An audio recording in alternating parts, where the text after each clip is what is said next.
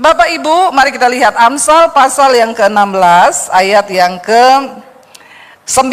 Amsal 16 ayat 9, saudara ya. Baca bersama-sama firman Tuhan ini 1, 2, 3. Hati manusia memikir-mikirkan jalannya, tetapi Tuhanlah yang menentukan. Amin. Hati manusia memikir-mikirkan jalannya, tetapi kita harus percaya bahwa Tuhanlah yang menentukan arah langkahnya. Mau sehebat apapun kita mikirin jalan hidup kita, pada akhirnya Tuhanlah yang menentukan. Amin. Ya, banyak orang, saudara, sekarang berusaha dengan kekuatannya membangun satu kehidupan yang dia pikir itu akan membawa pada kebaikan dan kebahagiaan. Dia lupa bahwa dalam hidup ini ada satu kuasa yang namanya Tuhan, yang akan menentukan arah langkah hidup manusia. Amin. Ya, banyak orang, saudara, dengan sombongnya bikin perencanaan, dengan sombongnya tidak pernah melibatkan Tuhan. Ya, dia nggak tahu. Bahkan ada banyak orang dengan sombongnya hidup dalam dosa, selingkuh. Ada di sini yang selingkuh? Jangan angkat tangan ya. Kita buka kolam baptisan di belakang. Baptis berapa lama? 15 menit direndam. Ya, banyak orang sekarang hidup dalam dosa, nggak ada takut-takut Tuhan. Karena dia pikir hidup itu dia yang menentukan. Ya, dia pikir semua yang dia lakukan tuh dia tentukan. Besok saya mau apa, besok mau begini, besok mau begitu. Dia lupa bahwa bahkan nafas hidup ini pun kita hanya karena anugerah. Hanya anugerah. Bahkan hidup 5 menit ke depan kita nggak tahu loh. Kita nggak tahu apa yang akan terjadi. Ya, mungkin besok ada dari kita yang sudah tidak bangun.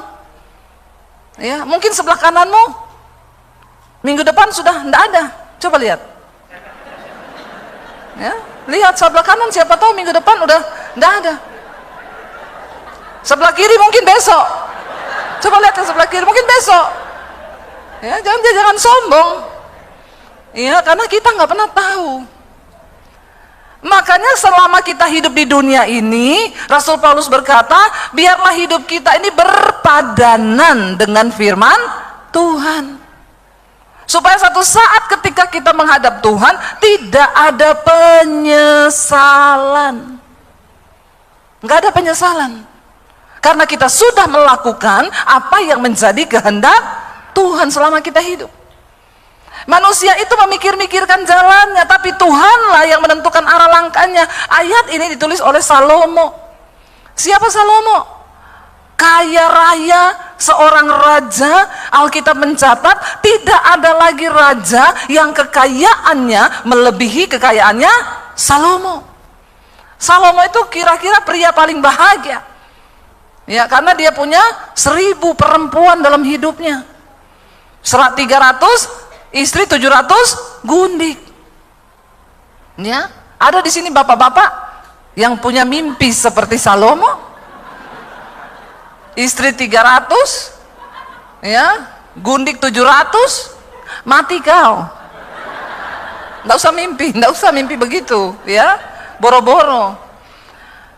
Ada istri tanya sama suaminya begini, "Pak, misalnya nih aku mati, terus kamu kawin lagi, terus istri barumu mati juga. Nanti besok di sorga kau pilih dia atau saya?" Suaminya nggak jawab, dia bilang, "Jawab sekarang. Kalau kita ketemu di sorga kau pilih dia atau saya?" Suaminya bilang, "Saya pilih masuk neraka." Saking dia takut, saudara. Takut dia. Buat apa saya di sorga kalau cuma suruh pilih lagi ini perempuan ketemu di sorga? Ya. Jadi saudara, Salomo itu seorang raja yang dipakai Tuhan begitu luar biasa. Kita tahu bersama waktu Salomo mau diangkat menjadi raja, naik tahta di Yerusalem. Doanya Salomo itu sama Tuhan yang pertama, yang dia minta sama Tuhan apa? Ini lulus sekolah minggu enggak ini? Ngerti enggak kisahnya doanya Raja Salomo, tahu enggak? Ini banyak mendak lulus sekolah minggu nih, jemaat orang Kristen ini duduk di gereja kayaknya gini-gini. Tapi enggak ngerti apa-apa ini.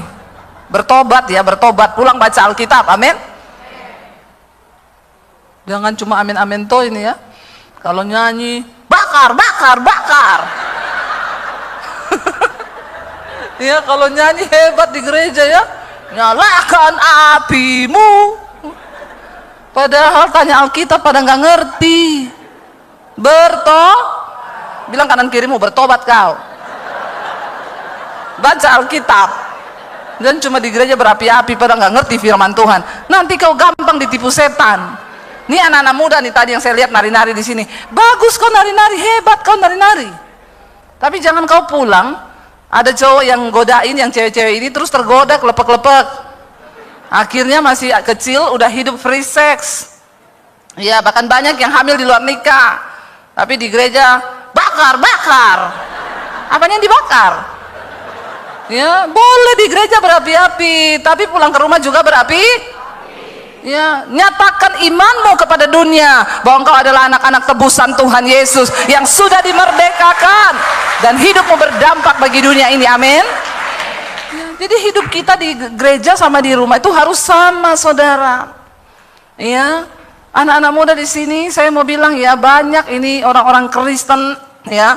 Kau di gereja hebat, padahal di luar sana juga banyak saudara sekarang ya yang jatuh dalam free sex, yang melakukan persinahan, ya bahkan anak-anak di bawah umur sudah melakukan aborsi, ya itu terjadi hari-hari ini dan orang tuanya nggak tahu. Ya, saya pernah pelayanan di satu gereja, ibu gembalanya bilang sama saya, Bu, ibu lihat itu pemain tamborin di depan, itu dia kelas 3 SMP, sudah 4 kali aborsi dan orang tuanya nggak tahu. Ini kehidupan yang terjadi hari-hari ini, saudara.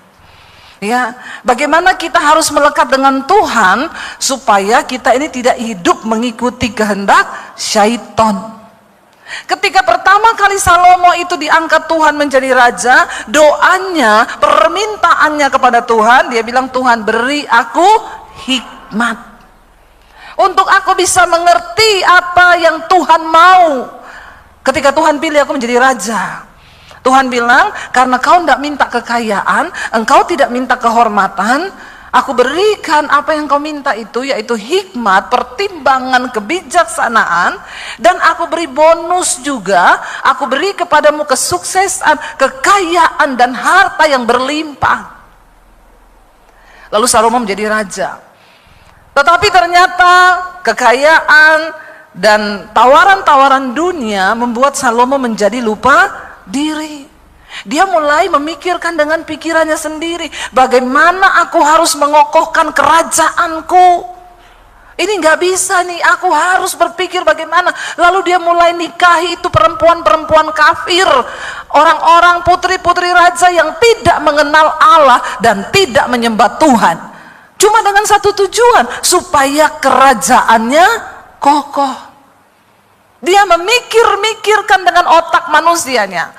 Dia lupa bahwa Tuhanlah yang sanggup mengokohkan kerajaannya. Anak muda, engkau bagus, sekolah yang pintar, belajar yang keras, bagus. Tapi jangan engkau lupa Tuhan yang menentukan arah langkahmu ke depan. Karena itu orang tua juga jangan cuma lesin anak. Wah, tuh kalau di Jakarta anak masih kecil, pulang sekolah, udah ada 3 guru les nunggu. Ya, saya tanya, itu siapa? Guru les. Ada 3, les matematika, les bahasa Inggris, les bahasa Mandarin. Semua dilesin. Saya tanya, les Alkitabnya mana? Enggak ada. Banyak anak-anak itu, mereka terus dididik supaya pinter, otaknya pinter, dikasih pinter. Jadi pinter memang. Menguasai semua bahasa. Ya, bahasa Inggris, bahasa Mandarin. Ya, tapi nggak bisa bahasa roh. Ya, kita berdoa, saudara, bekali anak-anakmu dengan firman Tuhan, karena permulaan hikmat ialah takut akan Tuhan. Biar anakmu pintar, juara di kelas. Kalau dia nggak punya firman, nggak ada hikmat Tuhan, bagaimana dia bisa hidup? Ya, orang-orang yang hidup takut akan Tuhan, selalu Tuhan punya cara untuk mengangkat hidup mereka dengan cara yang supranatural. Ini dunia terus berubah loh. Ke depan ini semua kita melihat, ya, di depan ini semua AI ini sudah mulai menggantikan kepintaran manusia. Ya. Sekarang waktu saya sakit kemarin, saya ada batu ginjal. dioperasi. Saya bilang sama dokternya, saya sudah demam tinggi, dilihat di USG, aduh batunya ini sudah turun ke kantong kemih dan itu menyumbat, jadi ginjal saya sudah terendam dan menyusut 3 cm. Saya bilang, dokter bagaimana ya, harus segera operasi bu, ini nggak bisa lama-lama lagi, nanti kalau ibu lama-lama makin parah, takutnya infeksinya makin jadi, karena ini ibu sudah demam, sudah kesakitan. Saya bilang, itu kalau operasi berapa lama? Soalnya saya mau berangkat ke Israel 1 minggu lagi.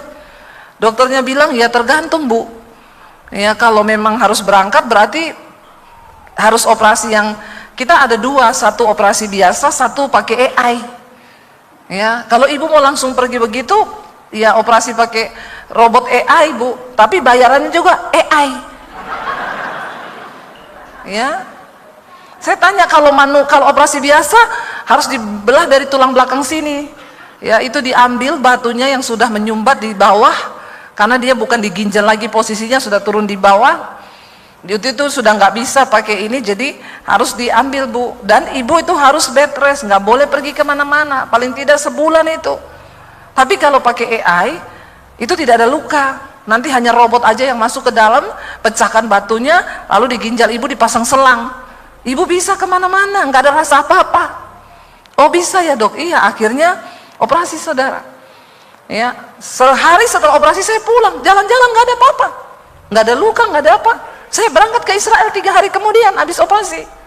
Orang tanya, sakit bu? Enggak, ibu ini baru operasi kan? Iya, AI. Di Tiongkok buka rumah sakit AI. Kalau dokter yang mendeteksi cancer bisa lama, AI dalam waktu 5 menit bisa langsung terdeteksi. Sekarang bank-bank sudah mulai pecat pegawai-pegawai, semua digantikan oleh tenaga AI. Bahkan di beberapa gereja di luar negeri, yang khotbah bukan pendeta lagi pak, AI pak yang khotbah. Robot, dia bicara begini kayak saya tapi AI, dan lebih pintar dari pendeta. Coba saudara ketik aja di ChatGPT, ketik tentang Roh Kudus, dia terangkan semua. Roh Kudus adalah pribadi Allah, gini gini gini, ayatnya di sini di sini di sini. Itu tinggal diputerin suara pak, ting, dia jawab, dia khotbah bisa. Lalu orang tanya sama saya, menurut ibu bagaimana bu kalau robot AI yang khotbah? Ya bagus juga kok, setidaknya dia tidak selingkuh itu AI. Nggak ada AI homo, nggak ada. Setidaknya dia lebih kudus lah. Dan Tuhan bilang kan di akhir zaman Tuhan bisa pakai apa aja untuk menobatkan orang. Kalau manusia udah nggak bisa dipakai. Nah saudara, kalau melihat keadaan ini ke depan, pemain musik juga maaf, sekarang suami saya bikin lagu pakai AI. Ya, dia masukin itu, tolong bikinin saya lagu, keluar sama liriknya sama aransemennya. Itu benar-benar ke depan ini dunia berubah. Ya, dan lebih pintar dari kalian loh. Ya, tadi juga kan saya bilang lebih pintar dari pengkhotbah, dia lebih tahu dia ayatnya. Kita mau buka ayat masih buka, dia tidak. Ya lo, di depan mata dunia berubah. Mungkin satu saat di gereja udah nggak butuh pemusik, tinggal setel AI saja. Ya itu tadi saya bilang, ya AI lebih kudus dari manusia. Setidaknya AI nggak berzina, nggak selingkuh. Toh pemain musik kan ada yang selingkuh, tapi di sini tidak toh. Insya Allah ya. Iya saudara. Lalu ketika kita melihat zaman berubah seperti ini, apa yang harus kita pertahankan dari hidup kita? Kepinteran, pinter tok tidak bisa, karena dunia ini lebih pinter lagi. Tapi orang yang hidup mengandalkan Tuhan, hidup takut akan Tuhan, bagi mereka lah rencana Tuhan yang besar itu pasti akan digenapi. Amin. Itu yang dunia tidak punya saudara. Ya, dunia nggak punya kekudusan, dunia nggak punya hikmat Tuhan. Dan ketika kita mau sungguh-sungguh hidup bergantung kepada Tuhan, hati manusia memikir-mikirkan jalannya, tapi Tuhan yang menentukan arah langkahnya. Sebelum pandemi, saya dan suami, ya kami terbuang dari satu pelayanan di satu tempat. Lalu saya berpikir, saya bilang sama suami, Tuhan tuh bagaimana sih? Tuhan ini mau bawa kita kemana sih sebenarnya? Apa yang mau kita lakukan dalam pelayanan kita? Lalu kami mulai berdoa. Tuhan itu mulai bicara, aku akan membawa kalian ke dimensi yang berbeda. 2018 saya dapat suara Tuhan, cepat ambil alih dunia media, cepat beritakan Injil di media. Saya bilang sama suami saya, perhatikan cara Tuhan menuntun orang-orang yang mengandalkan Tuhan itu berbeda dengan cara dunia. Orang dunia nggak dengar itu, tapi saya dengar. 2018 Tuhan bilang, cepat ambil alih dunia media untuk Injil. Saya nggak tahu dunia media ini apa. Saya bilang ke suami saya, Tuhan itu bicara sama saya bahwa kita harus ambil alih dunia media untuk Injil, pekabaran Injil. Karena Tuhan bilang, nanti ke depan Tuhan akan memberkati kita dengan tuaian bangsa-bangsa dan berkat bangsa-bangsa. Awalnya suami saya bilang begini, apa itu? Tuaian bangsa-bangsa, kok jauh banget loh sampai Amerika, Australia. Kita bicarain di Jakarta aja, ini udah mumet kita nih pelayanan mau bagaimana. Lalu tapi saya bilang, tapi kalau Tuhan yang ngomong, bahkan Tuhan bilang akan memberkati kita dengan berkat bangsa-bangsa. Lalu suami saya bilang, ya kalau media itu berarti TV. Ya udah, terus kita gimana? Ayo kita pergi ke satu stasiun TV swasta di Jakarta. Kita tanya di sana kalau mau syuting bagaimana. Kami datang karena kami punya kenalan di situ. Saya tanya, Mbak, kalau saya mau syuting di sini bagaimana caranya? Oh bisa Bu, bisa, bayar satu episode 6 juta. Ibu harus bikin 10 episode minimal. Berarti ibu harus bayar 60 juta. Ibu syuting di studio kami, pakai kamera kami, pakai peralatan kami semua. Terus sudah pasti tayang? Oh belum. Jadi saya bayar 60 juta belum pasti tayang. Iya, nanti dilihat dulu bisa tayang atau tidak. Saya dengar bayar 60 juta waktu itu. Jangankan uang 60 juta, uang 10 juta saya enggak ada waktu itu. Waktu dia bilang bayar dulu 60 juta di depan, saya langsung muntaber. Muntaber, mundur teratur, tidak berkabar. Muntaber, saudara. Dengar bayar 60 juta dan belum pasti tayang.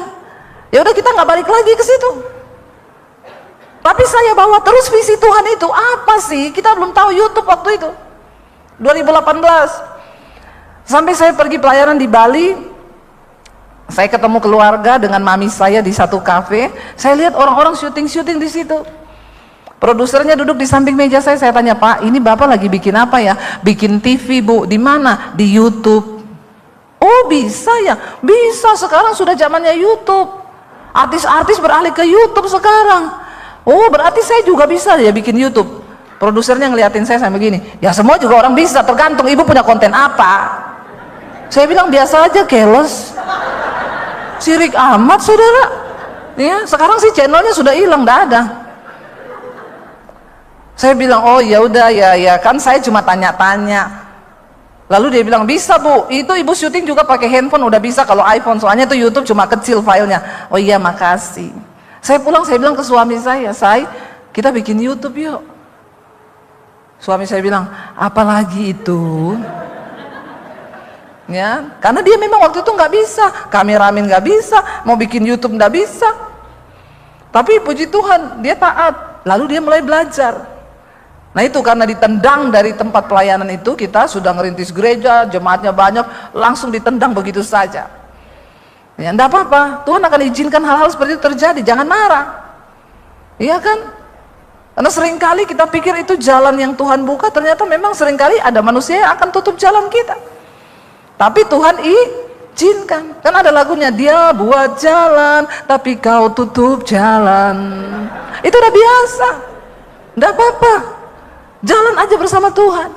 Karena Tuhan sanggup membukakan jalan-jalan yang lain bagi setiap orang yang percaya kepada Tuhan. Amin. Amin, saudara.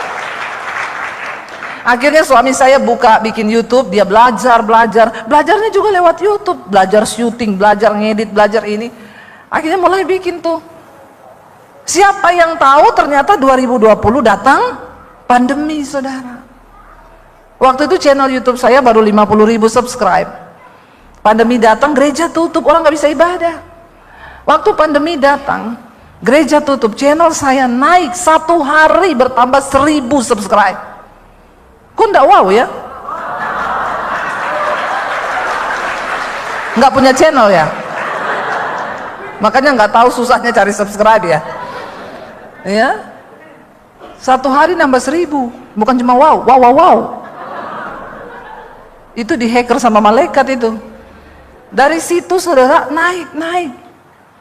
Ya. Hari ini hampir 1 juta. Semua karena anugerah Tuhan. Dari situ kami mulai melihat Tuhan buka pelayanan ini. Ya, saya mulai khotbah di situ, orang dengar, orang mulai, wah, saya melihat bagaimana Roh Kudus bekerja, orang-orang bertobat, ya, yang bersinah bertobat, yang merokok lepas rokok, bahkan ada yang bukan Kristen menerima Tuhan Yesus, minta dibaptis. Ya, saya melihat Tuhan bekerja.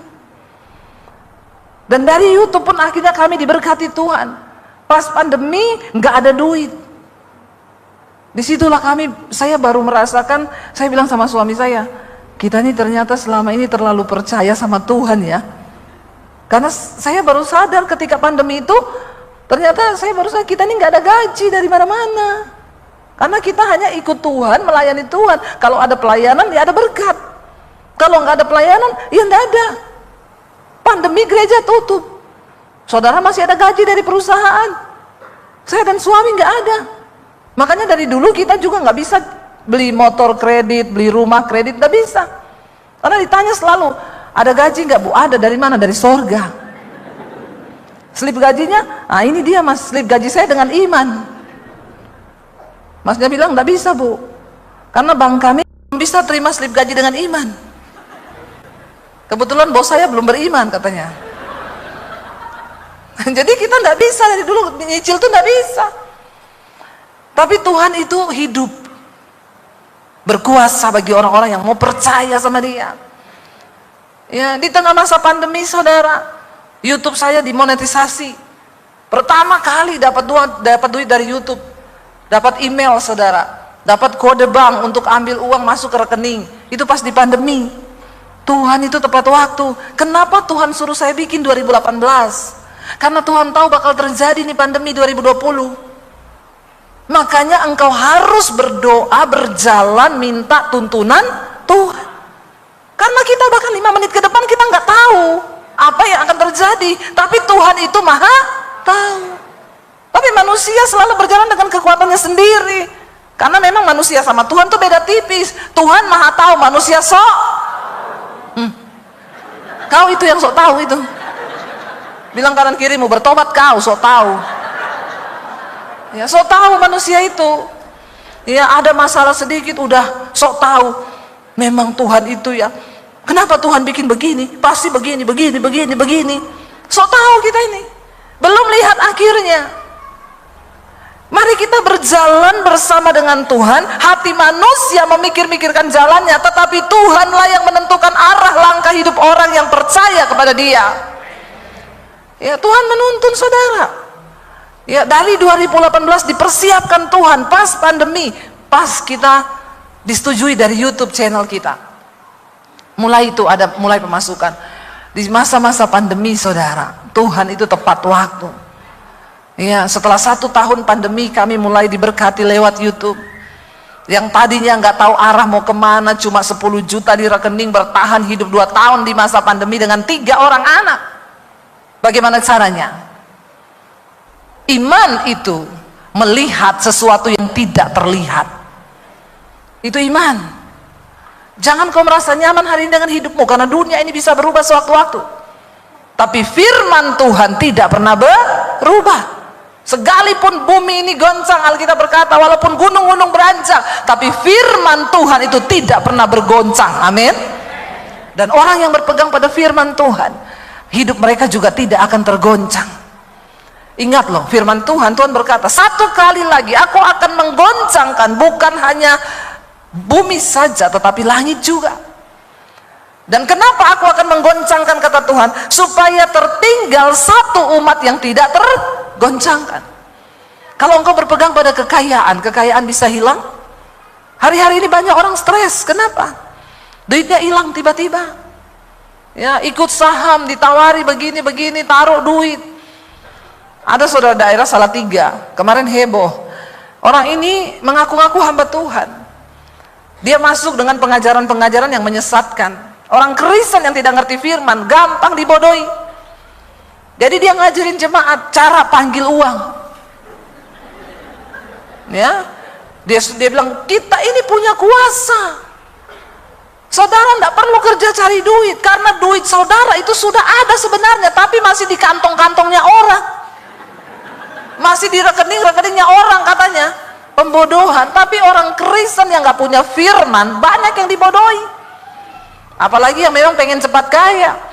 Dia ajari bikin seminar, keluarkan uang 100 ribu, semua keluarkan. Bilang sama uangmu, hai uang. Ditiru sama jemaat, goblok memang. Ditiru saudara. Hai uang, ajak teman-temanmu. Hai uangku, ajak teman-temanmu yang masih ada di rekening-rekeningnya orang, di kantong-kantongnya orang. Datanglah uang. Pakai dalam nama Tuhan Yesus. Coba saudara. Orang-orang Kristen ini kadang-kadang saya tuh suka geleng-geleng kepala ya. Gampang sekali dibodohi. Apalagi kalau yang begini-begini dibilang mau cepat kaya, mau cepat gini. Kenapa? Karena kau nggak punya firman. Akhirnya ketipu saudara. Disuruh setorlah sama orang ini duit-duitnya itu. Dia bilang saya punya banyak perusahaan di luar negeri, peternakan, perkebunan. Kamu taruh duitmu sama saya, akan dilipat gandakan. Dikasih saudara, ada yang kasih 500 juta, 2M, 4M, total ratusan miliar. Sekarang orangnya lari. Bukan cuma duitnya yang lari, orang pun ikut lari. Panggillah dia, hai uang-uangku. Sekarang banyak, termasuk hamba-hamba Tuhan, bahkan ada gereja yang kena Pak di sana. Lagi gila semua di sana sekarang cari Bapak itu. Ya, karena uangnya dibawa lari sama orang. Alkitab bilang orang yang ingin cepat menjadi kaya pasti akan jatuh dalam berbagai-bagai pencobaan. Itu sudah satu paket. Ya, makanya ada jemaat, Bu Debi doakan saya Bu, saya ini mau bunuh diri Bu. Kenapa? Tapi setiap kali saya mau bunuh diri saya ingat muka Ibu Debi. Kenapa ingat muka saya kalau mau bunuh diri? Ya, jadi begini Bu, saya itu naruh uang Bu di saham. Saya taruh 2M Bu, sekarang mau saya ambil hilang semuanya Bu. Saya bilang, Ibu harusnya waktu Ibu mau taruh uang 2M ingat mukaku. Kenapa kalau sudah mau bunuh diri baru ingat muka pendeta? Ini juga jemaat ini kadang-kadang memang agak lain kau. Waktu mau dapat duit diam-diam dia nggak cerita sama pendeta. Giliran sudah ditipu mau bunuh diri baru nelpon pendeta ini. Ya, saya bilang, oh jadi sekarang uang Ibu dibawa lari orang. Kenapa Ibu taruh uang di situ? Pasti tergiur pengen cepat kaya toh. Iya Bu, Ibu itu sudah satu paket. Ya, Alkitab bilang kalau kau ingin cepat kaya, kau akan jatuh dalam berbagai-bagai pencobaan. Jadi Ibu sudah menggenapi firman Tuhan. Tidak usah ditangisi, sekarang disyukuri saja. Yang penting masih hidup belum mati toh.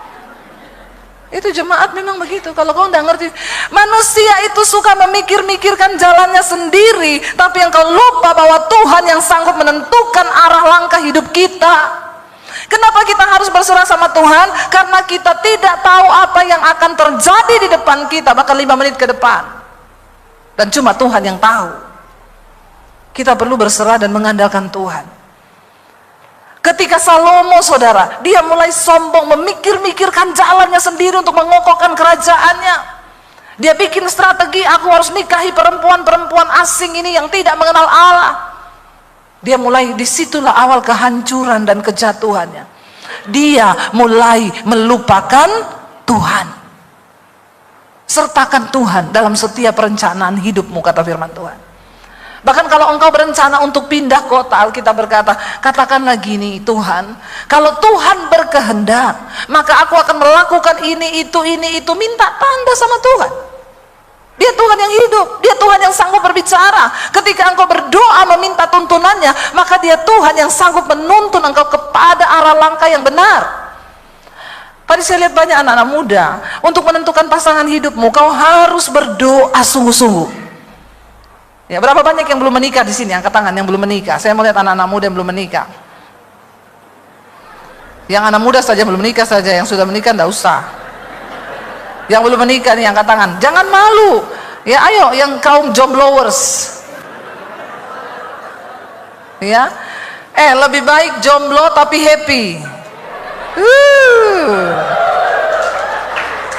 Ya, kaum jombloers, aku padamu. Kenapa? Lebih baik kau jomblo tapi happy daripada udah nikah terus ndak happy. Ya, tul, tapi juga jangan kelamaan jomblomu. Ya. Karena umur 30 tahun ke bawah itu jodoh di tangan Tuhan, 30 tahun ke atas Tuhan lepas tangan juga. Harus dengan doa dan puasa itu. Berdoa, ya, berdoa. Jodohmu itu cuma satu dan Tuhan pasti kasih yang terbaik. Ya. Saya mau kasih tips berdoa buat jodoh. Yang cowok-cowok di sini dan cewek-cewek. Kalau cowok berdoa, nomor satu yang harus kau minta, Tuhan, aku minta pasangan hidup yang takut akan Tuhan. Yang kedua, kalau yang cowok bilang, dia perempuan Tuhan. Ya, tolong ya. Tolong. Karena banyak sekarang tulang-tulang lunak. Saya lihat di Bangka ini mulai banyak juga di jalan-jalan tulang lunak berkeliaran. Jangan sampai ada di antaramu tulang-tulang lunak ya. Bertobat. Ya, boti-boti nih. Banyak boti juga sekarang di sini. Ya, ini jadi roh yang sedang merajalela ini. Ya, harus waspada loh ini. Tengking dalam nama Tuhan Yesus, amin. Jangan ada yang begitu-begitu masuk dalam kehidupan gereja. Ya. Yang lesbi anak perempuan juga sekarang di Jakarta banyak, saudara. Anak saya bilang, teman-teman kuliah saya mempacaran cewek sama cewek, cowok sama cowok. Tuhan menciptakan Adam dan Hawa, bukan Adam dan Eben. Ya, jangan engkau buka celah. Ya, minta sama Tuhan yang terbaik. Karena manusia itu memikir-mikirkan jalannya, tapi Tuhan yang menentukan arah langkah kita. Ketika Tuhan memilih Yosua menggantikan Musa untuk membawa bangsa Israel keluar dari tanah perbudakan Mesir menuju ke tanah Kanaan, Yosua secara manusia dia nggak pede, saudara. Bagaimana bisa aku melanjutkan satu tugas yang berat ini, ya? Tetapi Tuhan berkata kepada Yosua begini. Kita lihat Yosua 1 ayat yang ke-5, saudara. Yosua 1 ayat yang ke-6, firman Tuhan berkata, ya, ayat yang ke-5 dulu.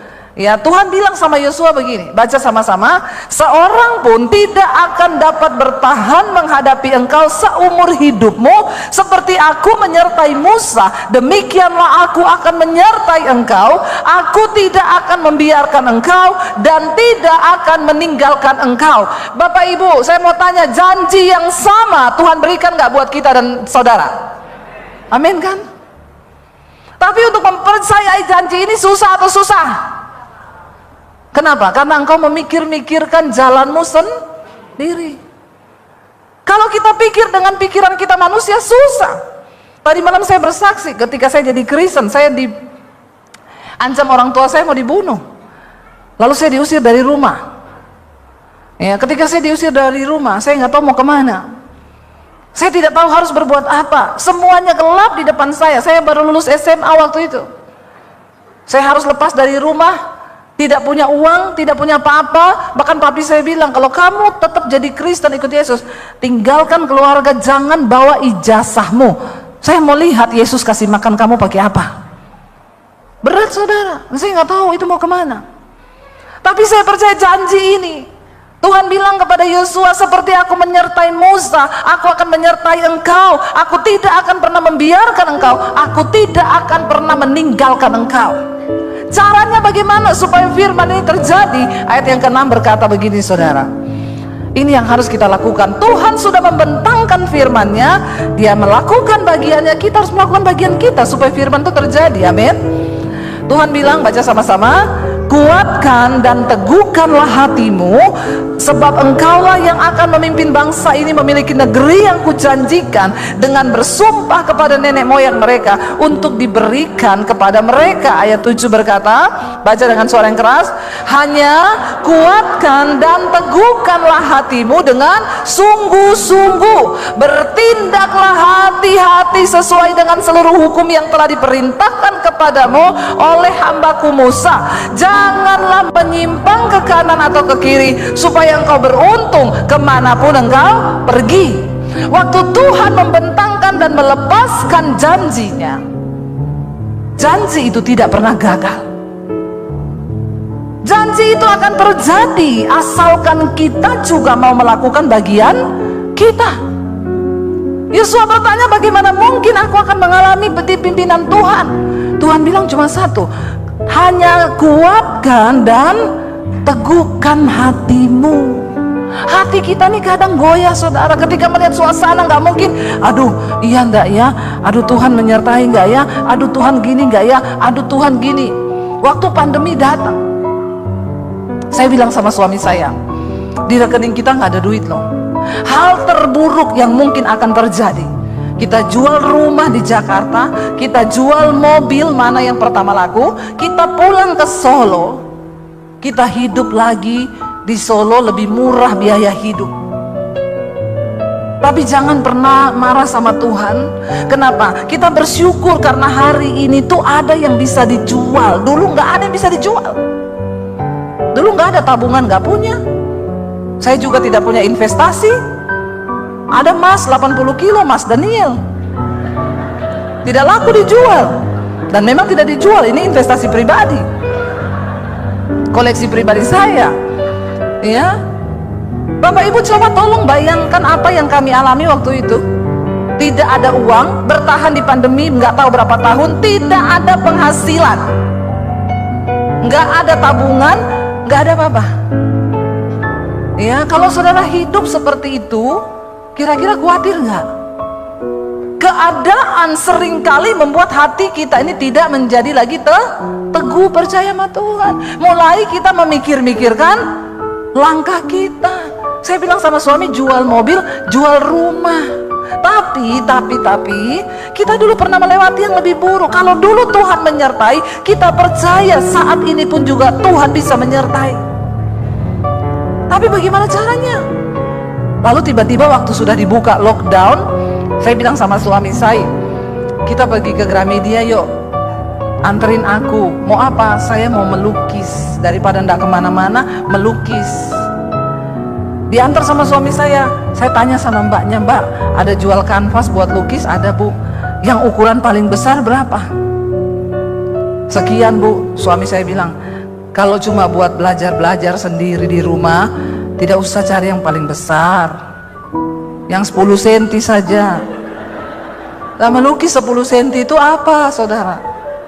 Ya, saya bilang nggak apa-apa lah, ya cuman 1-2 biji beli aja, siapa tahu bagus bisa dipajang di rumah. Lalu beli saudara, waktu itu bayar hampir 3 juta. Marah-marah suami saya, kamu tuh nggak berhikmat loh, ini uang cuma tinggal begini, kamu beli kanvas gini-gini. Saya bilang, ya nggak apa-apa toh, menyenangkan istri itu amanah loh bapak-bapak. Ya, tapi pastikan istrinya takut akan Tuhan juga, karena kalau tidak bahaya, bisa menjadi celaka itu. Lalu kami pulang, saya beli tinta, beli kanvas. Sampai di rumah, suami saya ngedit video, saya melukis. 2 jam selesai lukisan saya. Suami saya masuk di kamar saya, dia bilang gini, ini lukisan siapa? Saya bilang, ada siapa di sini? Dia bilang ini, enggak mungkin loh ini lukisanmu. Lah emang di sini ada siapa? Enggak mungkin loh. Memang laki-laki dan perempuan itu berbeda. Perempuan itu pakai feeling, laki-laki pakai. Jadi susah untuk percaya laki-laki itu. Enggak mungkin, sambil dia lihat-lihat gini, enggak mungkin loh ini kamu yang bikin, enggak mungkin. Ya wis lah kalau nggak percaya. Saya foto saudara, saking senangnya saya upload di Instagram. Puji Tuhan, lukisan pertama saya jadi. Saya tidak ada niat apa-apa, tiba-tiba ada ibu-ibu inbox, Bu, lukisannya dijual nggak? Saya bilang, aduh Bu, ini lukisan pertama saya, tapi kalau ibu jual saya mau beli Bu, boleh nggak saya beli? Boleh Bu. Berapa ya? Saya nggak tahu harganya, terserah ibu aja. Oke, kirim ya Bu, ini saya minta nomor rekening. Saya kasih nomor rekening. Malam itu dia kirim bukti transfer. Saya lihat, Bu, saya sudah kirim bukti transfer di inbox. Saya lihat 10 juta lukisan pertama saya dibeli orang. Sabar. Saya langsung ke studio, saya bilang sama suami saya, Say, lukisanku ada yang beli loh. Apa iya? Nggak percaya lagi? Iya. Mana? Saya kasih lihat bukti transfernya, dia bilang, masa? Cek dulu, cek beneran enggak masuk itu 10 juta. Saya cek, ini loh masuk. Oh. Langsung dia bilang, besok tak antar yuk beli kanvas. Memang begitu laki-laki. Semangat dia ngantar saya beli kanvas. Karena laku 10 juta, semangat saya melukis. Besok saya melukis lagi, saudara. Lo bayangkan lo, uang tinggal berapa juta di rekening, tiba-tiba ada itu masih baru buka lockdown yang pertama kan, setelah itu datang lagi gelombang kedua kan. Saya mulai melukis, saya melukis lagi. Saudara tahu, di tengah masa pandemi hampir 2 tahun, Tuhan pelihara kami lewat lukisan. Yang termurah 1 biji dibeli orang 6 juta, yang lain laku 15 juta, 20 juta, 25 juta, 50 juta, 45 juta, 60 juta, 70 juta, dan yang tertinggi 75 juta. Wow enggak? Wow. Itu Tuhan. Hampir 50 lukisan Tuhan pelihara kami, itu sekitar hampir 600 jutaan. Saya nggak pernah berpikir itu tidak ada dalam benak kami. Saya bilang sama suami, Tuhan itu ya tidak bisa digambarkan dengan kata-kata. Kalau dia sudah bekerja itu seperti buli-buli minyak yang tidak pernah habis di tempayan seorang janda miskin. Apakah Tuhan berubah? No. Apakah janjinya berubah? Tidak. Waktu itu saya ingat anak saya bilang begini, ketika lockdown dibuka, Mam, ini kan tahun ini aku harusnya masuk kuliah. Saya bilang sama anak saya, Dek, orang-orang sudah pada mati semua. Kamu ini masih berpikir kuliah? Kita ini udah bisa makan tuh puji Tuhan loh, Dek. Ngapain kamu masih mikir kuliah? Ya kita masih hidup aja udah puji Tuhan, enggak usah lah, karena saya tahu mahal. Saya juga menghibur anak saya gini, kuliah atau tidak kuliah, Dek, tidak menentukan masuk surga. Saya untuk menghibur diri dan menghibur anak. Tapi saya bilang gini, tapi kalau Tuhan berkehendak, tidak ada yang mustahil. Berapa kuliahmu? Masuknya 70 juta. Zaman itu 70 juta uang dari mana saya? Saya suruh dia berdoa. Waktu saya ngelukis yang keempat, saudara, lukisan yang keempat, saya pelayanan di satu perusahaan. Dia tanya begini, Ibu, perusahaan kami sudah buka, pengerja sudah masuk, tapi nggak ada pendeta yang berani datang untuk isi persekutuan di kantor kami. Apakah ibu berani khotbah di kantor kami? Saya juga bilang gini, karena teman saya bilang, hati-hati loh Bu, pandemi ini pendeta banyak mati, pendeta-pendeta mati semua. Saya ditakut-takuti, saudara. Jadi ibu jangan keluar-keluar, jangan terima jadwal. Saya juga terintimidasi, saya ingat kata-kata pendeta itu. Jadi waktu mereka bilang, ibu mau datang nggak besok Jumat? Saya bilang, saya doa dulu tanya Tuhan. Itu alasan paling rohani dari pendeta. Benar saudara, saya tanya Tuhan, saya konsultasi dengan suami. Tuhan tuh ngomong gini, kamu itu loh, di saat semua orang ketakutan, ya kamu jangan sembunyi. Ini waktunya pergi keluar, beritakan Injil, kabar baik. Lawan ketakutan itu dengan kabar baik. Kalau belum waktunya kau mati, kau tidak akan mati. Tapi kalau sudah waktunya, biar kau sembunyi di kamar mandi, kau mati kepleset di kamar mandi. Saya pikir betul juga ya. Akhirnya saya WA dia, oke, saya mau besok ngisi nanti Jumat. Ibu enggak takut? Enggak. Kalau belum waktunya mati, enggak mati. Lalu saya pergi, saudara. Habis saya khotbah, sekretarisnya bilang sama bosnya, Pak, Bu Debbie ini pelukis loh. Saya malu, saudara, malu hati banget. Pelukis apa? Orang saya ini baru belajar. Karena saya lihat lukisan di kantor situ, wih, lukisan-lukisan yang mahal, keren-keren. Terus dia bilang, ada lukisannya Bu Debbie yang terakhir ini. Kemarin saya lihat di Instagram, yang mana Bu? Saya tendang kakinya. Shh. Karena saya nggak pede. Dia buka Instagram saya, dia kasih lihat bosnya, ini loh Pak, kayaknya yang terakhir ini Bu ya, ini sudah ada yang punya belum? Bosnya tanya, itu artinya apa Bu? Ini gambar pohon Pak, di bawah itu ada bayangan pohon di air. Ini artinya sehebat apapun hidup kita di atas, jangan pernah lupa ada masa lalu kita yang kelam, dan itu Tuhanlah yang turut bekerja sampai hidup kita yang sekarang menjadi indah. Dia bilang, wah itu saya banget Bu. Bu, boleh nggak saya beli lukisannya? Saya agak nggak tahu tersanjung atau apa gitu ya, karena saya malu, saudara, jujur. Oh boleh, kalau Bapak mau saya rapiin, saya frame. 4 hari saya bilang, Pak sudah siap, boleh diambil. Bu, berapa ya? Enggak tahu Pak, saya nggak pernah kasih harga lukisan saya. Oke, nanti besok sopir saya datang. Malamnya dia kirim bukti transfer. Bu, saya sudah transfer ya. Saya buka saudara, saya lihat 70 juta. Saya bilang, ini Bapak mesti nolnya kelebihan 1 nih. Enggak mungkin. Itu yang keempat saudara. Akhirnya saya kirimlah saudara, balik ke dia. Saya bilang gini, Pak, kayaknya Bapak salah transfer, ini kelebihan 0. Karena biar cuma 0, kalau kita sudah pakai kan bahaya. Tiba-tiba dia bilang, Bu maaf ya, kemarin saya salah transfer, itu balikin. Waduh, cilaka saudara. Harus dipastikan dulu ini 00 ini. Ya, kalau tidak ada temannya tidak apa-apa, kalau ada teman di depan 0 itu berarti. Lalu dia bilang, oh enggak Bu Debbie, itu yang Tuhan taruh di hati saya. Saat itu anak saya harus daftar kuliah. Saya panggil anak saya bilang, Dek, Tuhan jawab doamu Dek. Ini ada uang masuk 70 juta. Ini berarti untuk daftar kuliahmu. Anak saya kuliah saudara. Dari situ saudara, Tuhan pelihara, bayangkan yang kelima, yang keenam sampai hampir 50. Dibeli dari Amerika, Australia, Belanda, saya kirim lukisan. Ya, Tuhan itu kalau sudah membuka pintu. Makanya satu Tuhan bilang, kuatkan, teguhkan hatimu. Keadaan sesulit apapun di depanmu, jangan goyah. Amin. Dan dikatakan di sana, bertindaklah hati-hati sesuai dengan seluruh hukum yang tertulis di dalam firman Tuhan. Bagaimana kita bisa mengalami janji Tuhan? Bertindak hati-hati, ikuti arahan firman Tuhan. Supaya kita tahu nih kehendak Tuhan yang mana. Makanya dalam doa Bapa kami kita selalu diajarkan, datanglah kerajaanmu, jadilah kehendakmu dalam hidupku seperti di surga. Jangan kehendakmu terus yang jadi. Karena kita nggak tahu apa-apa, tapi Tuhan tahu hidup kita ini ke depan bakal seperti apa. Mari kita belajar saudara.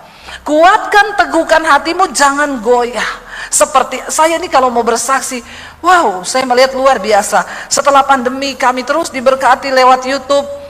Bukan hanya untuk diri kami saudara, puji Tuhan setelah pandemi kami banyak bangun gereja-gereja di pedalaman.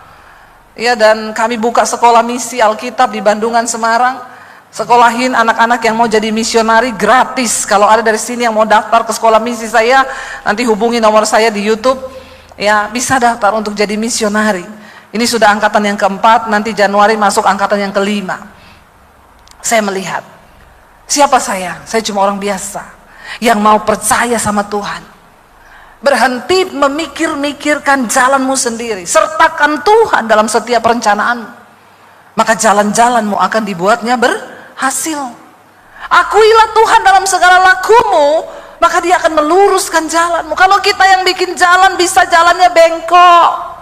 Berapa banyak orang menikah itu akhirnya datang mau bercerai, kenapa? Salah pilih jodoh. Dengar baik-baik anak muda, kalau kau salah pilih jodoh, ya, menyesal 1 hari kalau cuma masak nasi salah. Tapi kalau salah pilih jodoh, nyesal seumur hidup. Ya, karena Alkitab bilang, seorang laki-laki yang mendapatkan istri itu mendapatkan keuntungan. Tapi banyak laki-laki menikah bukan dapat keuntungan, malah dapat malapetaka. Tapi tidak ada di sini, amin. Ada di sini bapak-bapak yang dapat malapetaka, berani angkat tangan? Berani coba. Apalagi yang ada istrinya. Ya, pulang jadi malapetaka benar kau. Saya selalu bilang saudara, pernikahan itu ada yang takdir, ada yang nasib. Kalau takdir itu dari Tuhan, kalau nasib kau buat sendiri. Jadi siapa di sini yang pernikahannya adalah nasib? Tolong angkat tangan. Nasib ya, nasib. Siapa yang merasa pernikahannya takdir? Siapa yang bingung angkat kaki? Enggak ada yang angkat tangan ini. Nasib enggak ada, takdir enggak ada. Mau apa?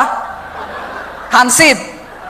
Ya, kita berdoa saudara, Tuhan sudah merancangkan yang terbaik bagi hidup kita, tapi seringkali kita tidak mengalami rancangan kebaikan itu karena kita yang tidak meneguhkan hati untuk percaya pada firman Tuhan, karena kita yang tidak mau sungguh-sungguh bertindak hati-hati sesuai dengan semua hukum yang tertulis. Kalau Tuhan bilang jangan bohong, jangan bohong. Kalau Tuhan bilang jangan mencuri, jangan mencuri. Kalau Tuhan bilang jangan bersinah, jangan bersinah. Ikuti firman Tuhan. Karena firman Tuhan itu sanggup membawa kita kepada rencana Tuhan yang sempurna. Bapak Ibu, ya saya percaya ketika kita ini mau sungguh-sungguh terus melekat kepada Tuhan, kita mau sungguh-sungguh terus terhubung dengan Tuhan, maka hidup kita ini pasti akan mengalami rancangan kebahagiaan itu. Tuhan tidak pernah merancangkan yang buruk bagi hidup kita. Tuhan tidak pernah merancangkan kecelakaan bagi hidup kita. Tapi apakah kita mau sungguh-sungguh bertindak hati-hati? Ya, ada anak muda datang sama saya, Bu, saya pacaran, Bu. Ya, sama siapa kamu pacaran? Itu dia, Bu. Saya pacaran sama Zulkifli. Saya bilang, kenapa kamu tidak menikah sama orang Kristen, orang gereja? Saya sudah berdoa, Matius, Markus, Yakobus, tidak ada yang datang Kifli. Terus Kifli ini sayang sama saya, Bu, tapi kamu kan gak seiman. Iya, Bu, tapi dia perhatian. Jangan kamu melanggar firman Tuhan. Ya, karena Alkitab berkata, nggak usah terganggu dengan itu anak ya. Memang maklum anak kecil memang begitu. Kau waktu kecil lebih nakal dari itu. Ya, ini jadi pendeta nih kalau besar ini dia. Ini mana ini orang tuanya ya? Kita doakan dia jadi pendeta atau jadi pelari maraton. Lalu saudara sampai di mana tadi? Kifli. Saya sudah bilang, itu bukan jodoh dari Tuhan. Alkitab bilang jangan menjadi pasangan yang tidak seimbang dengan orang yang tidak percaya. Tapi gimana, Bu? Saya sudah terlanjur cinta. Pret, makan tuh cinta. Kau ini, anak-anak muda sekarang ini, dia bilang kalau sudah jatuh cinta itu sudah segalanya. Kau belum pernah dengar token listrik bunyi? Makan tuh cinta kau. Kalau sudah tidak ada beras, kau pikir cinta itu ada lagi? Cinta itu pret. Nggak ada itu cinta. Cinta itu cuma bertahan sampai 2-3 tahun dalam pernikahan. Setelah itu komitmen. Benar nggak Bapak Ibu? Ini berarti sudah nggak cinta semua ini. Semangat kali, betul. Padahal saya cuma mengumpan loh ini. Memang betul itu, cinta itu perasaan sesaat. Ya. Makanya waktu saya menikah saya bilang, Tuhan pertemukan saya dengan laki-laki. Saya mau menikah untuk menggenapi rencana Tuhan atas hidupku.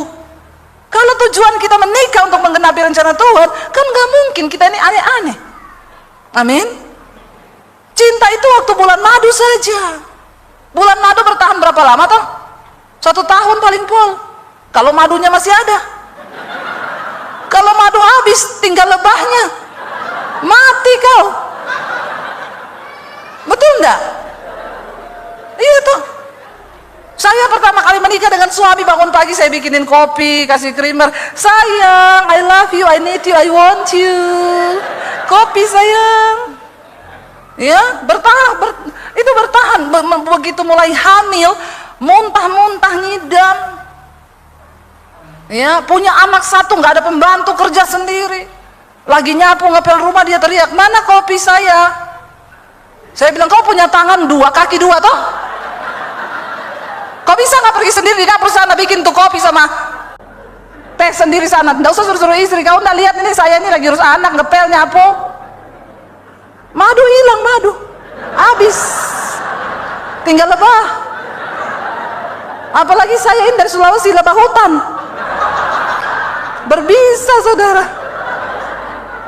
Ya, saya bilang di dapur sana bikin sendiri, pakai tuh kaki 2, tangan 2. Kau suami kayak bos saja.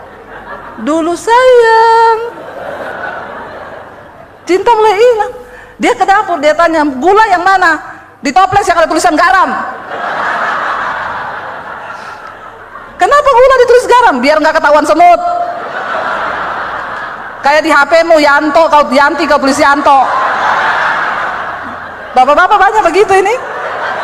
Ngaku bapak-bapak. Santi ditulis Santo. Iya toh? Tukang sedot gas, tukang sedot WC, banyak itu tulisannya di situ.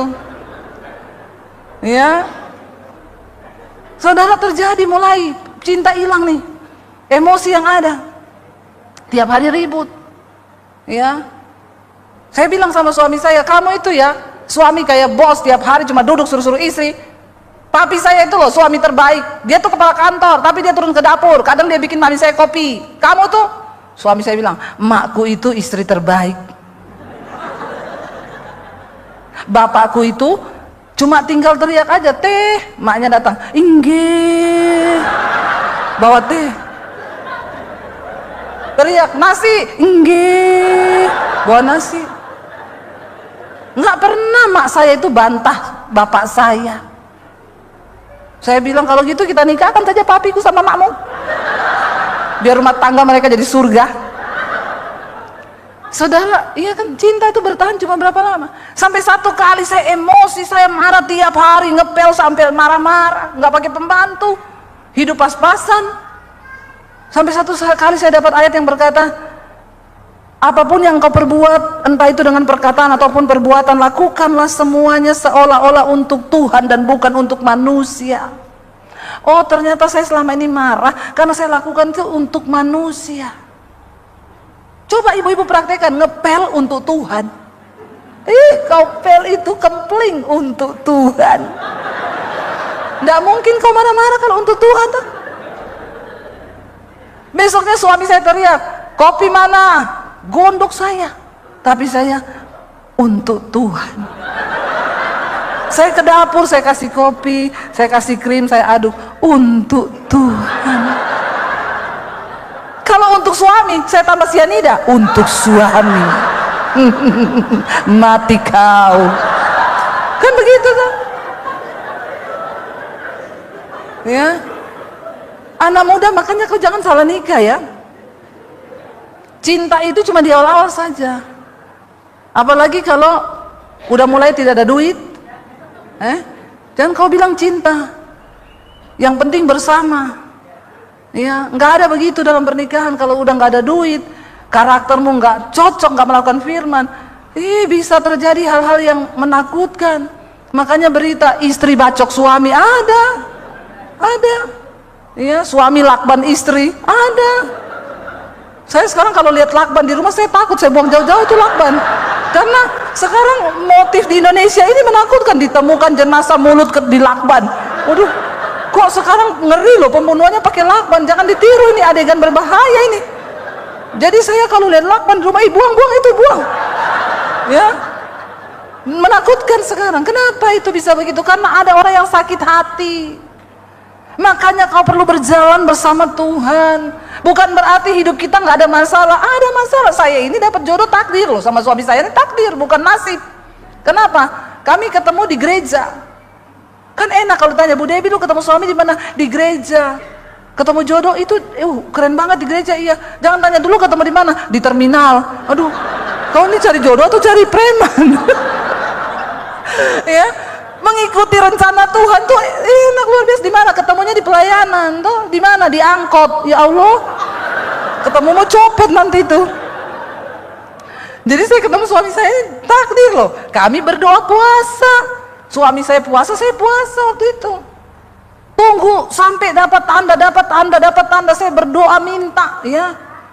Nggak langsung, oh iya udah sayang-sayangan pacaran terus jadian, enggak, kita berdoa minta tanda. Ketika digenapi baru kita memutuskan untuk menikah. Ada proses, ada, padahal sudah takdir Tuhan ini. Ya ada proses tadi itu. Stres akhirnya kami. Tapi kalau dari Tuhan, kita kan kembali ke firman Tuhan akhirnya. Saya berubah, waktu saya berubah suami juga berubah. Saya nggak marah-marah lagi di rumah, kan ngepel untuk Tuhan, ibu-ibu ya. Rumah kotor nggak usah marah-marah, bersihin untuk Tuhan. Ya, kau dapat pahala nanti. Tiba-tiba kau lihat suamimu berubah. Waktu saya berubah, saya nggak marah-marah, saya lakukan untuk Tuhan. Tiba-tiba saya lagi duduk, suami saya datang anterin kopi, aku bikinin ini dengan cinta loh. Betul. Sekarang kita berdua hampir tidak pernah berantem. Kadang kita gini, saya berantem yuk. Lama loh kita ini tidak berantem loh. Lama sekali. Karena sudah dalam Tuhan, firman Tuhan yang mengendalikan kita. Kenapa kita perlu yang seiman? Supaya hukum ini yang tertulis di dalamnya, kau bertindak hati-hati, amin. Orang memperlakukan kita tidak adil, kau tidak boleh balas. Enak enggak? Pengennya balas. Kalau bisa 7 kali lebih. Tapi Tuhan bilang tidak boleh. Ya, kalahkan kejahatan dengan kebaikan. Itu tidak enak, saudara. Siapa bilang enak? Ya, jangan mengutuk orang yang membenci dan menganiaya kamu, tapi berdoa, mintalah berkat bagi orang itu. Enak enggak? Ya, ada yang bilang enak, pret. Nggak enak. Siapa bilang enak? Saya mau tanya, siapa yang sudah pernah melakukan berdoa bagi musuhnya yang paling engkau jengkel dan engkau bilang, Tuhan berkati dia, tolong angkat tangan. Yang sudah pernah melakukan itu, ambil sepeda di bawah. Nggak tahu sepedanya siapa, ambil aja. Ya, berat saudara, berat. Dan banyak orang Kristen yang tidak mampu melakukan hal itu. Dia berdoa sih buat musuhnya, Tuhan aku berdoa, kalau kau yang balas, pasti lebih hebat. Ya apa ya? Ya, doa sih doa. Kau berdoa buat musuhmu, iya saya doakan terus musuh saya, doanya apa? Aku tidak bisa balas Tuhan. Tapi kalau Tuhan yang balas, lebih parah. Bertobat. Tidak enak ikut Tuhan itu, tidak enak. Iman itu, kalau saya gambarkan, selalu saya bilang seperti roket. Roket itu kalau diarahkan, diluncurkan keluar angkasa, dia harus full power dari bawah. Karena dia harus melawan gaya gravitasi bumi, atmosfer bumi. Tapi ketika dia sudah menembus atmosfer bumi, dia nggak perlu power lagi. Dia tinggal melayang, mengorbit, mengudara, melakukan tugasnya. Tapi memang banyak roket yang tidak kuat, sehingga meledak di udara. Kekristenan seperti itu. Kalau kau mau mencapai perkenanan Tuhan, ya kau harus full power, mencari Tuhan. Tidak enak. Bahkan banyak yang akhirnya meledak, kepahitan, kecewa, meninggalkan Tuhan, ya, menyangkal Yesus, banyak, ya. Tapi kalau kau sudah mencapai perkenanan Tuhan, itu enak saudara. Abraham, ketika dipanggil meninggalkan keluarganya itu tidak enak. Banyak pemikiran, apalagi dia seorang pria, bapak, kepala keluarga. Dia akan berpikir, gila ya, saya udah hidup enak di sini, saya sudah punya ternak, kekayaan, nyaman, aman. Karena semua manusia itu menyukai zona nyaman. Dan musuh terbesar iman adalah zona nyaman. Kesulitan yang kau hadapi hari ini bisa jadi menjadi anak tangga. Tuhan sedang membawamu kepada level iman yang berikutnya. Katakan, amin. Jangan mudah menyerah. Jalani bersama Tuhan. Saya berbicara di sini bukan teori, karena saya sudah melihat bagaimana mujizat dan kuasa Tuhan itu dalam hidup saya. Perjalanan hidup saya dilempar, dibuang dari keluarga itu saya lulus SMA loh saudara. Makanya saya bilang sama anak-anak saya yang sekarang ini Gen Z. Saya suka bilang mereka itu Gen Z. Biar agak-agak ada power gitu ya. Gen Z itu kan menghidupkan. Generasi hari-hari itu generasi yang rapuh. Ya, dikit-dikit tertekan. Ya, saya kemarin ketemu saudara teman saya di Semarang. Bu, ya, generasi hari ini tuh Bu, dapat gaji, komisi 1 kali gaji tuh Bu. Tertekan di tempat pekerjaan, dia keluar. Saya tanya, sekarang kamu kerja apa? Nggak kerja om. Terus kamu ngapain? Ya nggak ngapa-ngapa. Aku lebih menikmati hidup kayak gini. Agak gila nggak generasi sekarang ini? Ya, makanya orang tua hati-hati. Memang mereka dibesarkan dengan ya dunia sosial media di mana mereka tuntutan gayanya itu ya udah selangit saudara, padahal nggak ada duit. Gaya toh itu. Ya daya juangnya nggak ada. Saya sering bilang sama anak-anak saya, Mami, seumuran kamu ini dulu, Mami udah keluar dari rumah loh. Tanpa orang tua yang menopang, cuma bersama Tuhan. Saya selalu kasih ikat sama mereka, makanya anak-anak saya didik keras. Dari SD, SMP, SMA, naik gojek sekolah. Ya, hujan loh mam, nggak apa-apa, hujan tak mati. Berangkat sana, ya biarin, ya. Mereka harus mengalami proses hidup yang berat. Nggak pakai pembantu di rumah, kamu cuci baju sendiri. Bajumu kotor, kamu nggak pakai baju bersih ke sekolah. Orang tua sekarang salah didik semua anaknya. Dari kecil udah dimanja, makanya semakin hancurlah generasi kita ini. Udah nggak dibawa ke Tuhan, ya semua serba dikasih, jadi hancur saudara. Nilai juangnya nggak ada.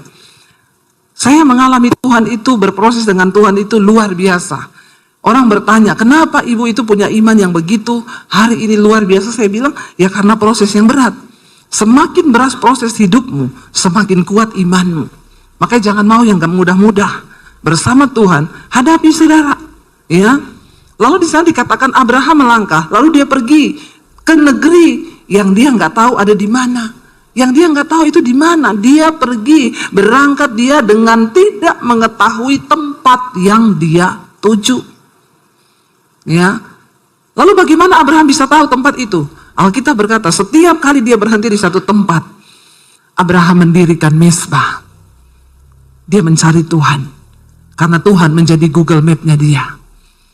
Ya, setiap kali dia berhenti, Tuhan aku nggak tahu mau kemana, dia mendirikan mezbah, lalu Tuhan kasih arah. Kamu jalan ke timur, nanti belok kanan, belok kiri. Orang Kristen sekarang bahkan sudah tidak bisa dengar suara Tuhan.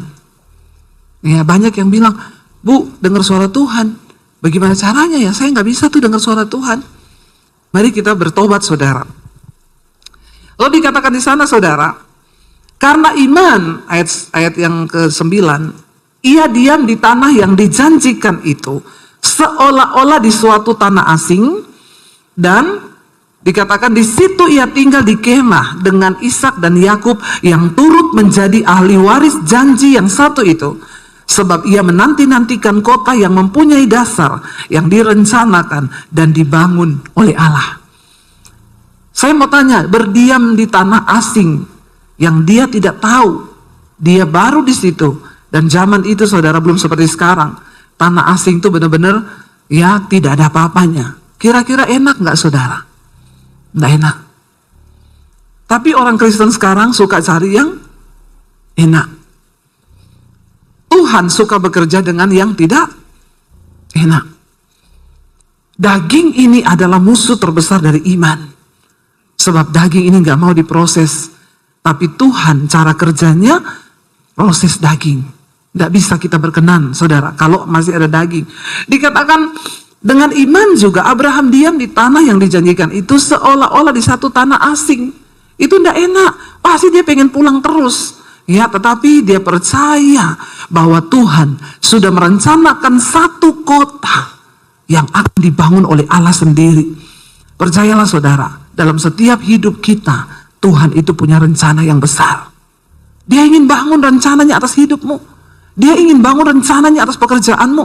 Dia ingin bangun rencananya atas pelayananmu. Dia ingin bangun rencananya atas anak-anak kita. Dia ingin bangun sesuatu yang besar dalam hidup kita. Sebab kita punya Tuhan yang besar, rencananya itu besar. Tapi kenapa tidak terjadi? Karena kita nggak mau bayar harga. Kita nggak suka dengan ketidaknyamanan. Kita suka dengan kenyamanan. Dan kita nggak mau taat karena yang menurut kita itu tidak enak. Tapi tidak ada saudara janji Tuhan yang didapatkan dengan begitu saja. Kenapa nama-nama tercatat di Alkitab? Yusuf, Daud, Paulus. Karena mereka adalah orang-orang yang membuktikan perjuangan iman mereka.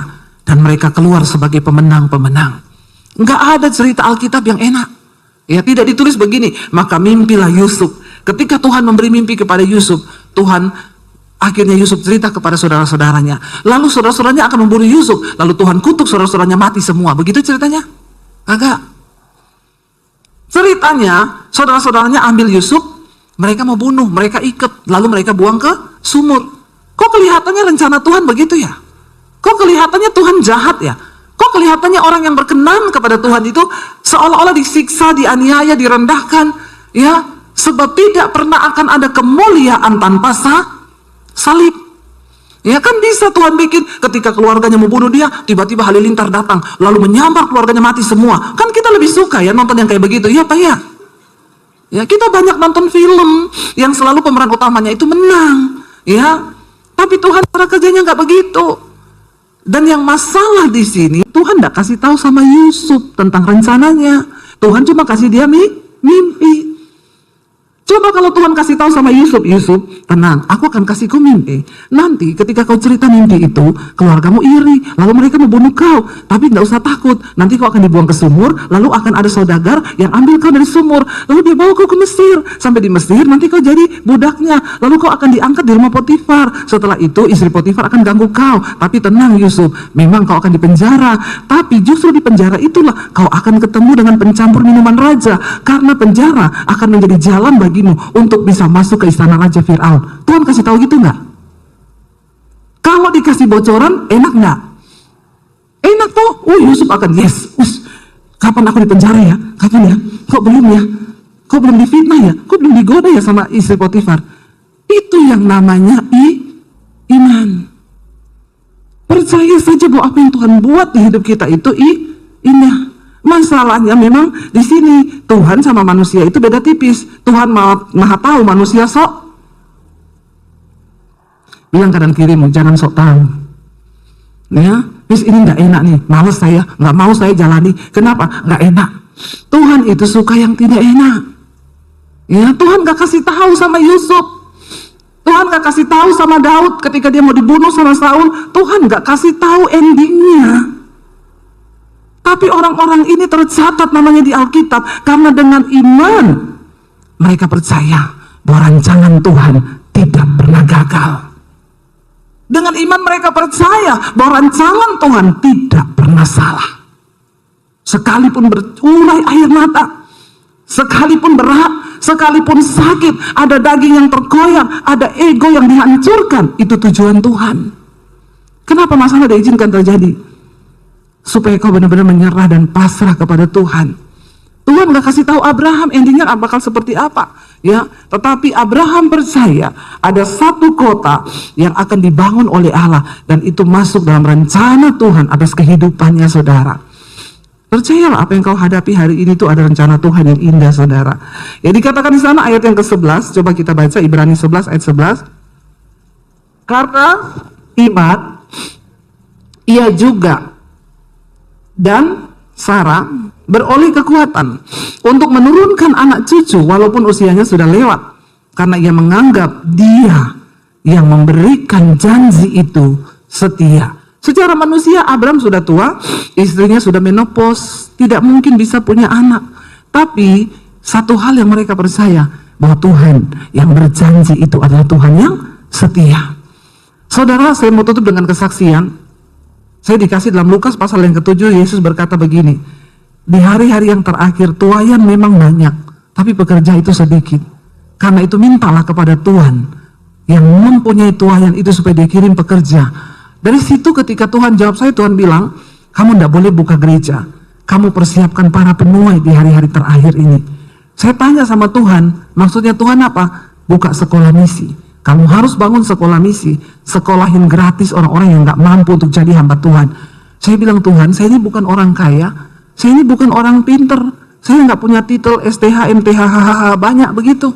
Kenapa Tuhan suruh saya? Tuhan bilang, aku gak cari orang pinter, aku gak cari orang kaya, tapi aku cari orang yang punya iman. Karena hanya dengan iman, semua proyekku di bumi ini akan terjadi. Lalu kami diberkati Tuhan, saya sisihkan sebagian berkat untuk cari tanah. Saya dan suami kalau pelayanan ke Surabaya, kami naik mobil. Kami cari tanah di daerah Tawangmangu, saya cari daerah dingin, ya supaya dekat gunung, dekat Tuhan lah ya. Kalau sekolah Alkitab di kota itu dekat mall. Nanti hamba Tuhannya jadi hedon, ya bukan dekat Tuhan. Kalau dekat gunung dia bangun pagi, lihat gunung, lihat Tuhan gitu kan. Akhirnya saudara, kami cari di daerah Karanganyar, Tawangmangu sana. Ada yang izinnya dapat, tapi harganya mahal. Ada yang harganya dapat, izinnya nggak dapat. Lalu saya bilang sama Tuhan, Tuhan, aku sudah melangkah dan aku mau taat mendengar suaramu loh, walaupun berat. Tapi kenyataannya begini Tuhan, terserah Tuhan. Tiba-tiba ada seorang bapak telepon, Bu Devi, saya jemaat ibu di YouTube. Saya dengar ibu mau bikin sekolah misi, iya. Saya punya tanah 4.500 di bawah gunung, Bu, tapi di daerah Bandungan, di Semarang. Kalau ibu mau, coba ibu pergi lihat. Saya pergi lihat, saudara, dingin, di bawah gunung, bangun pagi langsung lihat gunung di sini, balik belakang lihat gunung. Wah, deket Tuhan ini, ya, cocok ini. Iya Pak, saya cocok Pak. Oke, kalau ibu cocok, tanda tangan di depan notaris, diserahkan tanah itu. Ya, saya pikirnya tadi paling bangun 500 juta sampai 1 miliar lah. Setelah itu ada orang datang, Bu, saya pemborong. Ya, saya juga jemaat ibu di YouTube. Saya nanti yang borong, ibu nggak usah bayar saya. Bu, saya yang bagian desain, saya mau gambar, ibu nggak usah bayar saya. Digambarlah saudara. Begitu selesai, saya lihat nilainya. Ya, MM saudara. Saya bilang, nggak salah ini? Enggak Bu, sekarang apa-apa mahal. Apalagi habis pandemi. Lalu saya timbullah pikiran manusia saya bilang sama suami, udah oke Pak, saya oke gambarnya. Gampang lah saya. Gampang kalau saya siaran di YouTube, kasih nomor rekening di situ. Jalan-jalan nomor rekeningnya muter-muter kan. Ya saudara, pembangunan sekolah misi sudah dimulai, saudara bisa menabur ke rekening ini. Ya, suruh jalan-jalan tuh nomor rekening, muter-muter sampai orang pusing lihatnya kan. Ya, lalu suami satu saat tanya, mana nomor rekening yang mau ditaruh? Saya sudah mau tayangkan ini. Saya bilang, tunggu saya tanya Tuhan lagi deh. Waktu saya berdoa, Tuhan bilang, silakan kamu taruh nomor rekening itu di layar YouTube, tapi aku tidak ikut. Karena kamu sudah seperti Daud yang mencoba menghitung kekuatannya, mencoba menghitung pasukannya. Padahal Daud tahu dia menang bukan karena kekuatan pasukannya, tapi karena aku, tangan Tuhan. Kamu taruh nomor itu di YouTube, mungkin kamu dapat sejumlah uang yang kamu butuhkan, tapi aku nggak ada di dalamnya. Saya bilang sama suami saya, nggak usah taruh nomor rekening, nggak usah. Karena kita sudah komitmen dari dulu tidak bakal taruh nomor rekening di layar YouTube sampai hari ini. Saya bilang, kalau kita taruh Tuhan tidak ikut, buat apa kita bangun gedung besar kalau Tuhan gak ada di dalamnya? Sekarang banyak orang bangun gedung besar tapi gak ada Tuhan. Karena bukan kehendak Tuhan, tapi kehendaknya sendiri. Lalu saudara, saya bilang sama suami, tidak usah. Lalu kami mulai berjalan. Saudara tahu, pembangunan pertama, pemborong bilang, Bu, tanggal sekian kita peletakan batu pertama, ibu bisa datang, tolong bawa uang pertama 400 juta saja dulu, Bu. Oke. Saya bilang sama suami, di tangan saya ada uang cash 150 juta, nanti kalau mau pergi kita mampir di rekening, kita ambil di bank, kurang 250 juta. Saudara, 2 hari sebelum ke Bandungan, Semarang, ada ibu telepon saya, Bu Debbie, saya boleh main ke rumah ibu enggak? Kenapa? Saya mau antar es krim buat ibu. Oh iya, ya udah, kalau mau ngantar es krim saya kasih alamat, dia datang bawa es krim. Bu, ini es krim buatan saya, enak banget, ibu coba, kalau mau minta lagi nanti saya kasih, saya bikinin. Bu, ini ada berkat, saya disuruh Tuhan, nggak tahu, pokoknya Tuhan suruh saya datang ke ibu, 50 juta Tuhan suruh saya kasih ke ibu. Oh iya, terima kasih Bu. Kami nggak pernah ngomong ke siapapun, kami nggak ngomong, cuma Tuhan yang tahu. Akhirnya saya bilang, berarti kita tinggal ambil 200 juta, besok aja kalau mau berangkat. Sehari sebelum kami ke Semarang, ada orang telepon, Bu, saya dari Kanada, saya disuruh Tuhan ketemu ibu, saya mau ketemu ibu. Nggak bisa Pak, saya nggak ada waktu, besok saya harus berangkat ke Semarang, ke Bandungan. Please Bu, di dekat rumah ibu aja lah, ketemu di Starbucks apa di mana, sebentar aja, penting. Kami ketemu, akhirnya saya kasih waktu, oke ketemu. Waktu ketemu dia ngobrol banyak, dia diberkati lewat channel YouTube saya, dipulihkan. Bu, sudah 3 bulan ini saya tahan, Tuhan suruh saya kasih berkat ini sama ibu. Ini ada uang 200 juta. Saya nggak tahu Tuhan mau suruh apa, tapi ini Tuhan suruh saya kasih. Jadi saudara, saya akhirnya hari itu benar-benar membawa uang ke sana, peletakan batu pertama 400 juta. Dan Tuhan tuh bilang begini, kalau kamu taruh nomor rekeningmu di YouTube, kamu nggak akan lihat hal ini terjadi. Saudara tahu, waktu pembangunan, orang WA saya, Bu, saya dengar sudah mulai pembangunan, saya boleh sumbang material gini-gini, hubungi nomor pemborong saya. Ini nomornya, silakan tanya alamatnya. Bu, saya dari pabrik cat, mau sumbang cat, apa yang dibutuhkan? Hubungi nomor pemborong saya, tanya dia alamatnya di mana. Saya nggak pernah tahu orang-orang itu siapa, dan saya tidak mau tahu. Saya nggak mau iman saya bergantung kepada manusia. Tiba-tiba saudara, dari sini telepon, dari sini pabrik kasur, Bu, saya yang punya pabrik kasur, ibu butuh kasur berapa? Nanti saya siapin. Oh iya, ini alamatnya, dikirim aja ke sana. Furniture, saudara, Bu, saya pabrik furniture, saya mau sumbang semua furniture yang ibu butuhkan. Saya bilang, oh iya, nanti boleh kirim ke alamat sini. Waktu sudah mau jalan, peserta pertama itu 30 anak saudara, dan semua rata-rata memang tidak mampu. Jadi kami yang harus menanggung. Untuk tiket mereka datang dari Papua, dari NTT, dari Ambon, dari mana-mana saudara.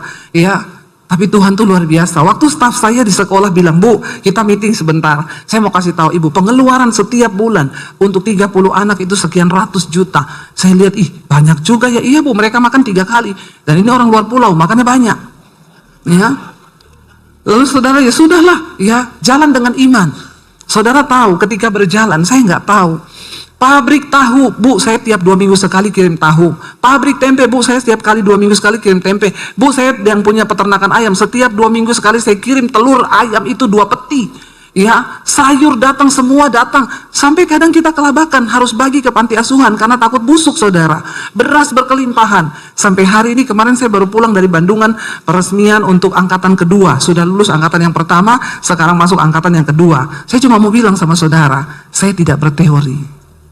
Tuhan yang Abraham sembah, Tuhan yang saya sembah, Tuhan yang saudara sembah, Tuhan yang sama.